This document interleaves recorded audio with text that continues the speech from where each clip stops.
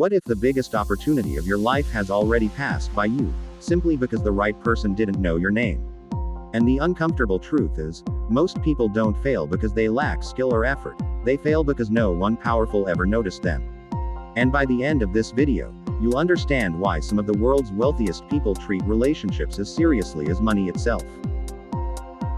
Most people think networking means collecting contacts, attending events, shaking hands, adding strangers on social media. But billionaires understand something different. The goal isn't to know more people.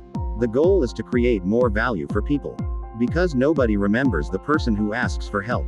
People remember the person who helped them first. And if you're enjoying this video so far, subscribe for more insights on wealth, success, and the mindset behind both. Now here's where things get interesting.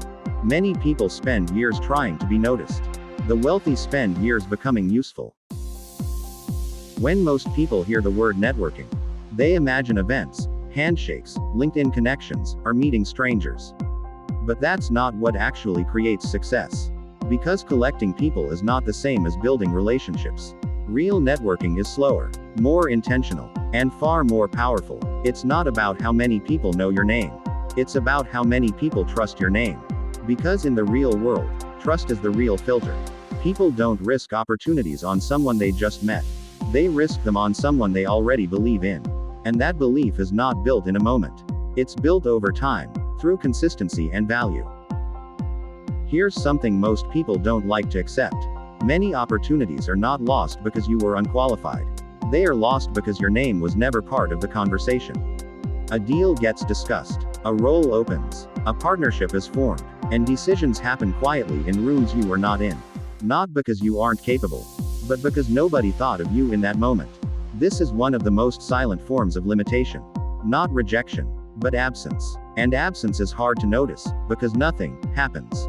But behind the scenes, it shapes everything. Most people approach relationships from a receiving mindset. What can I get from this person?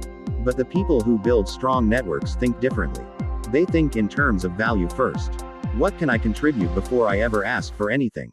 Because value creates memory, and memory creates familiarity, and familiarity slowly turns into trust.